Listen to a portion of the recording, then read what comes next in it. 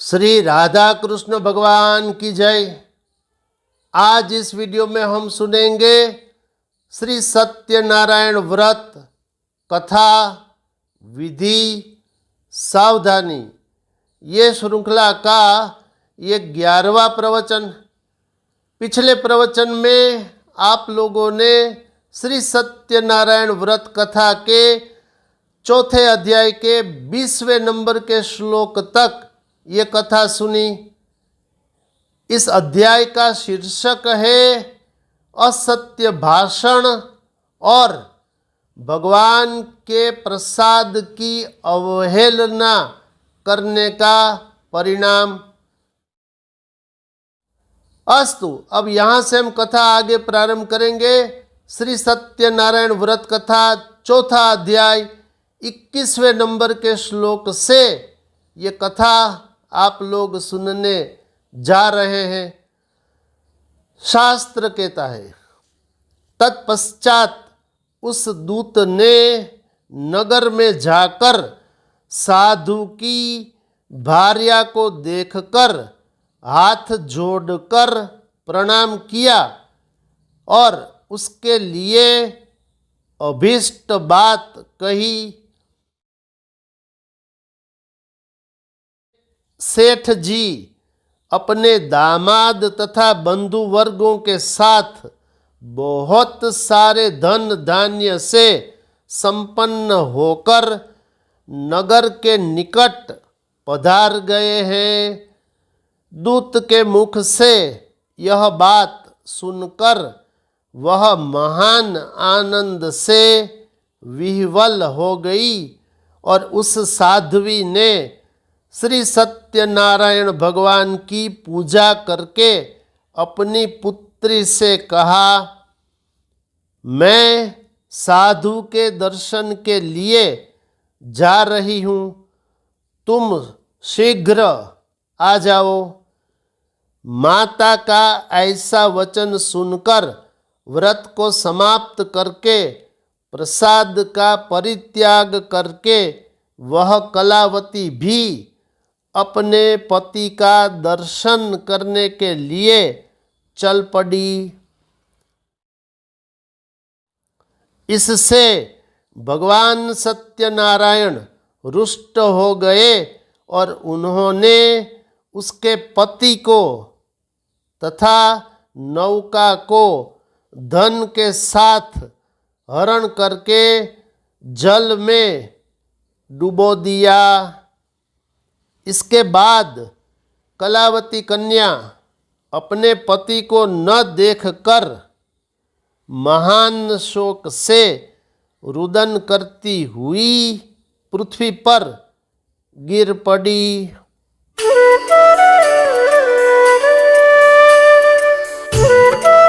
नाव का अदर्शन तथा कन्या को अत्यंत दुखी देखकर भयभीत मन से साधु वणिक ने सोचा, यह क्या आश्चर्य हो गया।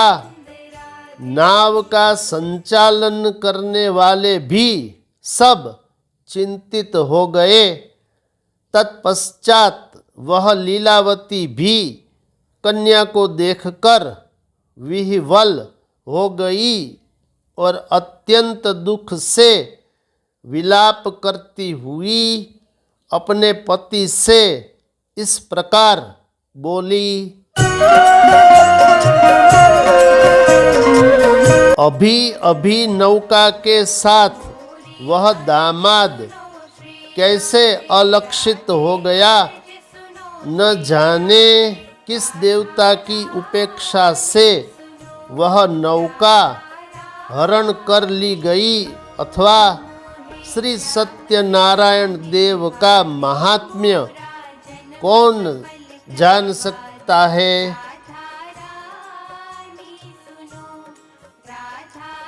ऐसा कहकर वह स्वजनों के साथ विलाप करने लगी और कलावती कन्या को गोद में लेकर रोने लगी।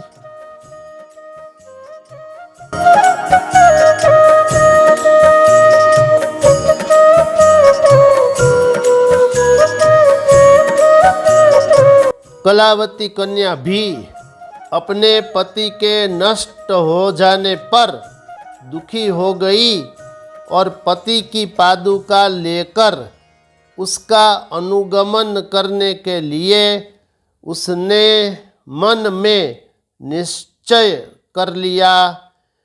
कन्या के इस प्रकार के आचरण को देखकर भार्या सहित वह धर्मज्ञ साधु वणिक अत्यंत शोक संतप्त हो गया और सोचने लगा, या तो भगवान सत्यनारायण ने यह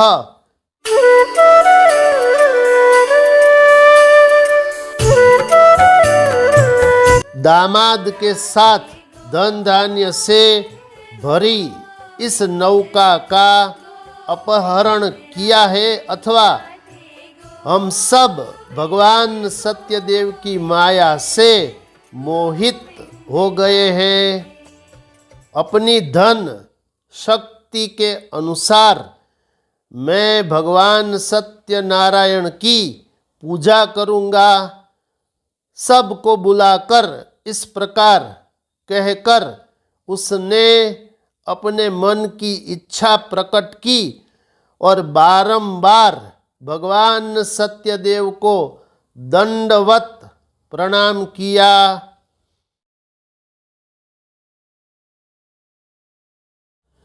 इससे दीनों के परिपालक भगवान सत्यदेव अत्यंत प्रसन्न हो गए। भक्त वत्सल भगवान ने कृपा पूर्वक कहा, तुम्हारी कन्या प्रसाद छोड़कर अपने पति को देखने चली आई है। निश्चय ही इसी कारण उसका पति अदृश्य हो गया है। यदि घर जाकर प्रसाद ग्रहण करके वह पुनः आ जाए तो हे साधु, तुम्हारी पुत्री पति को प्राप्त करेगी, इसमें संशय नहीं है।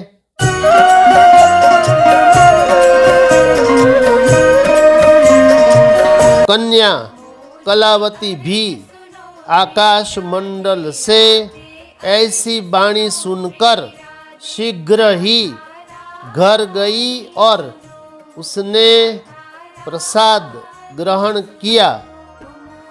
पुनः आकर स्वजनों तथा अपने पति को देखा। तब कलावती कन्या ने अपने पिता से कहा, अब तो घर चले, विलंब क्यों कर रहे हैं। कन्या की इस बात सुनकर वणिक पुत्र संतुष्ट हो गया और विधि विधान से भगवान सत्यनारायण का पूजन करके धन तथा बंधु बांधवों के साथ अपने घर गया।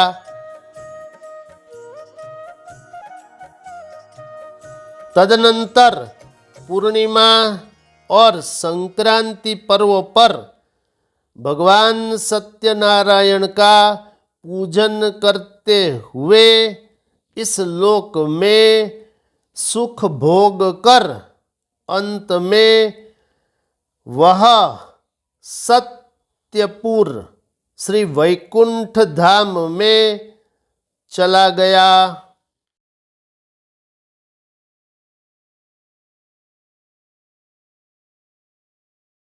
अस्तु, अब इस अंक में ये कथा यहाँ तक। ये मैंने आपको श्री सत्यनारायण व्रत कथा के चौथे अध्याय के संपूर्णतः 44 श्लोक सुना दिए। इसके आगे की कथा, अब एक अध्याय केवल शेष है, 5वां अध्याय। उस अध्याय में कुल 24 श्लोक है। राजा तुंग ध्वज और गोप गणों की कथा, ये शीर्षक है उस अध्याय का। तो अगले प्रवचन में मैं आशा करता हूँ हम 5वां अध्याय भी संपन्न कर लेंगे और उसके बाद श्री सत्यनारायण व्रत कथा के कुछ रहस्य हम लोग सुनेंगे। अस्तु, इस वीडियो में इतना ही। ऐसे ही धर्मयुक्त प्रवचनों को लिए आप देखते रहिए मोरे श्याम चैनल। जिन्होंने अभी तक सब्सक्राइब नहीं किया, कृपया इस चैनल को सब्सक्राइब करिए, इसे लाइक शेयर कमेंट्स भी करिए। शेष फिर कभी। बोलिए श्री राधा कृष्ण भगवान की जय।